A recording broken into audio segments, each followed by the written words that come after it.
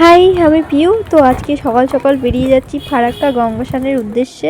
আর আমরা এই প্রচণ্ড গরমের মধ্যে রোডে চলে আসছি। আর এই জায়গাটা কে কে চিনতে পারছো বলো আমায়।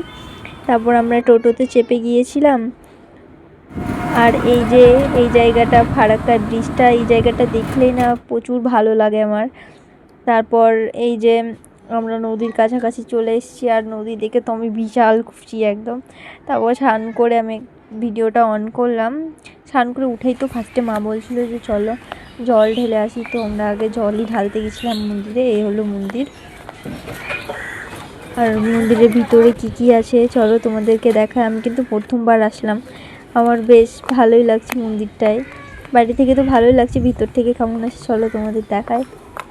আর মন্দিরটার ভিতরে এসে বুঝতে পারলাম যে মন্দিরটার ভিতরে অনেকগুলো ঠাকুরই আছে। তো ফার্স্টেই তো আমরা গেলাম শিবলঙ্গয় জল ঢালতে।